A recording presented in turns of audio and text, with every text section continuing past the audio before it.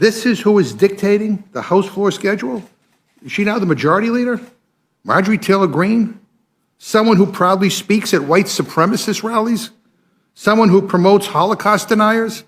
Someone who compares Joe Biden to Adolf Hitler and who says COVID mask requirements are the same thing as Nazi gas chambers? Someone who says wildfires are caused by Jewish space lasers and that 9/11 was an inside job? That's the person that you've put in charge of this whole Republican agenda right now? The clowns are running the circus around here. That video gets so much better, and I'm going to show you the rest of it in just a moment. We'll also get to a different Democratic congressman, Joe Neguse, dismantling a Republican's logic in a hearing to his face. Lots of great stuff to go through, but that was, of course, Democratic Congressman Jim McGovern, accurately assessing the state of the modern Republican Party. The clowns, indeed, are running the circus, and kids are falling off rides, to continue with that metaphor. Elephants are stomping on people, and the cotton candy's pointed. You get the point. Republicans right now are working to impeach Secretary of Homeland Security Alejandro Mayorkas. It's ridiculous. It's supposed to be over the border, but they don't have evidence of impeachable offenses or really are able to coherently articulate what the offense would be. But regardless, they're very motivated to impeach Alejandro Mayorkas, and it's looking like it could actually happen. So instead of engaging on the bipartisan border deal that could actually address issues at the southern border, that Mayorkas has been a part of the discussions and negotiations of this deal, they could criticize him there, actually try to work on solutions. House Republicans are instead trying to impeach the guy who's responsible for implementing those solutions. So obstructing the solution, impeaching the leader of the relevant organization, and then saying it's Biden who should be blamed for issues at the border. Crazy.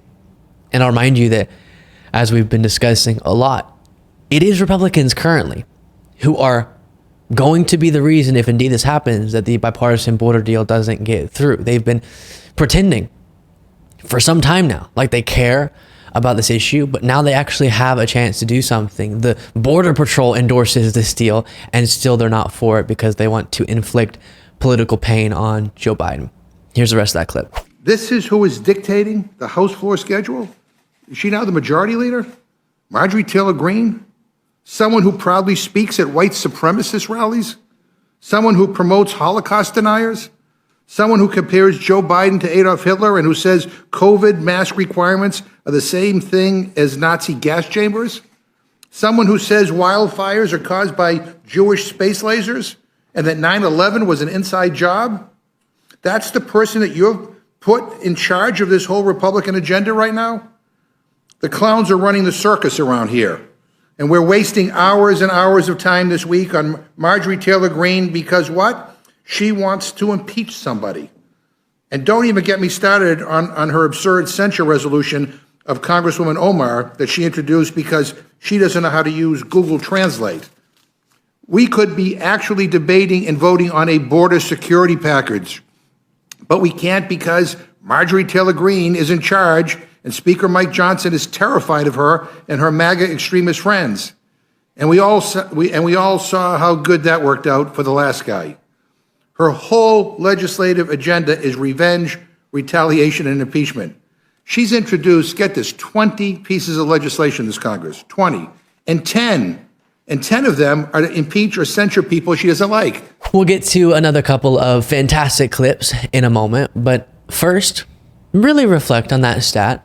Pretty wild stat. Marjorie Taylor Greene has introduced 20 pieces of legislation total, and half of them, 10, have been impeachment resolutions or censure resolutions. And on day one, she introduced articles of impeachment against Biden. On day one, before he could do anything impeachable.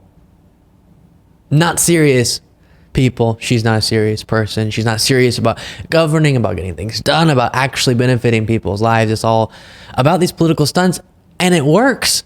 Her followers love it. They eat it up. I don't understand. Owning the libs.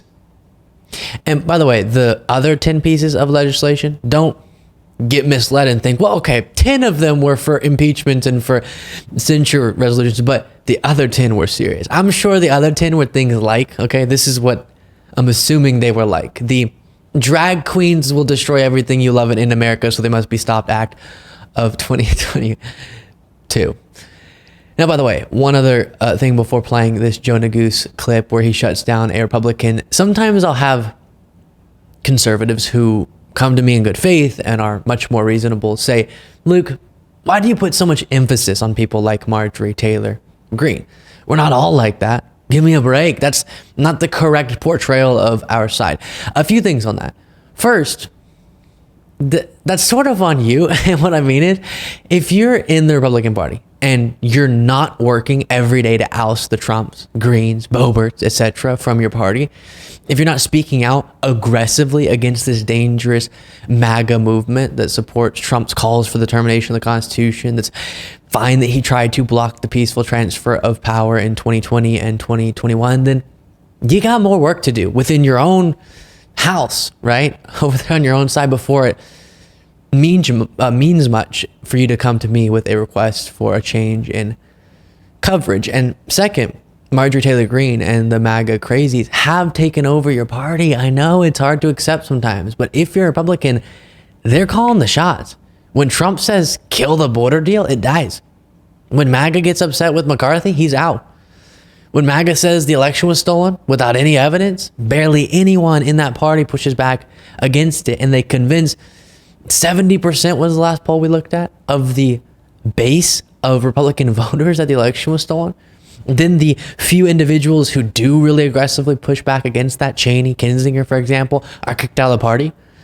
So if MAGA is the one driving the car, oh no, we're going into another analogy here. Get ready.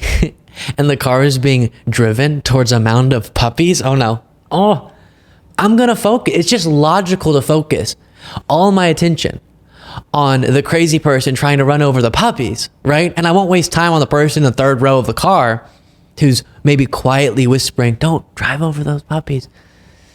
Either go grab that wheel and try to steer away from the puppies, or stop complaining that I'm angry that that person driving the car is going to run over the puppies. Wow. Really? That there we go. And third, detached from reality and dangerous figures like Marjorie Taylor Greene have to be highlighted so that Americans know essentially everything that I just walked through. If people don't know that Trump is doing and saying what he is on a daily basis and his mini-me's in Congress, then they're unable to make an informed choice about this election. So know that this is now the face of the Republican Party before you go to vote in the election. And that's why a lot of emphasis has to be put on people like Marjorie. With that being said, here is Joe Neguse brutalizing his Republican colleague over this Mayorkas impeachment nonsense. Chairman Greene, I have an editorial here. I'm going to enter it into the record. The title is Americans Are the Victims of the Impeachment Inquiry. It's an opinion piece. The subtext is a lot of bipartisan legislation that enjoys widespread support sits gathering dust while Congress focuses on the impeachment inquiry. I assume you disagree with this? I do. You do. It's interesting. These are your words. This is an editorial that you wrote 5 years ago during the debate about the impeachment of former President Trump. It's written by Mark Greene, guest columnist in the Tennessean, local newspaper, I take it, in your state. It is indeed Nashville. Americans are the victims of the impeachment inquiry. A lot of bipartisan legislation that enjoys widespread support sits gathering dust while Congress focuses on the impeachment inquiry. It's fascinating to me that you've changed your tune. And I'll ask that this, I'll give you a chance to respond in a moment, Mr. Chairman. I'll ask that this be entered into the record. Then Neguse tries to explain to the chairman the concept of a proper impeachment pursuit. What the law says. I'm not asking you I thought you for asked for the the evidence. I'm asking you for the elements, okay? Let me try to explain this to you. And I understand you're not a lawyer by training.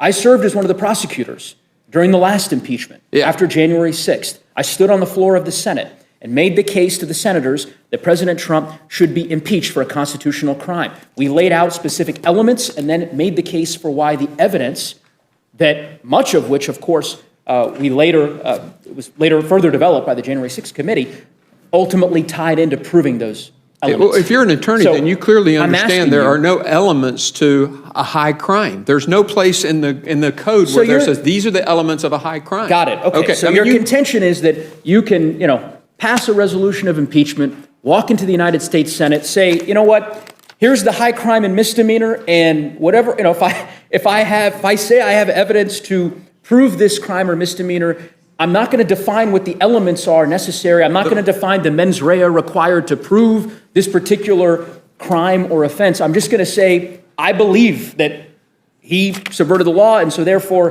he's impeached. I mean, and he you should did convict him. subvert the law.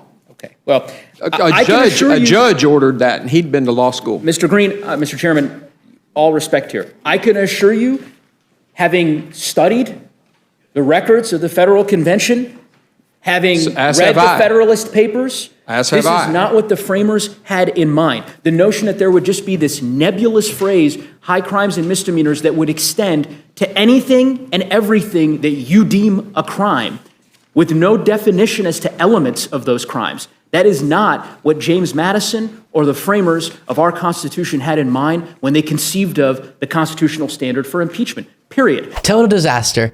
Neguse, we've talked about in the past, has had similar back and forths over their Biden impeachment, where he just repeatedly asks a simple question. What is the impeachable offense that you're potentially impeaching him for?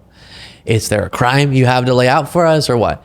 And the Republicans just sort of glitch out and, high crimes and misdemeanors. But like what specifically? It just, is it bribery or something? I don't know. Very strange. Make sure you are subscribed to the YouTube channel, and you can become a member at lucabeasleyshow.com/membership.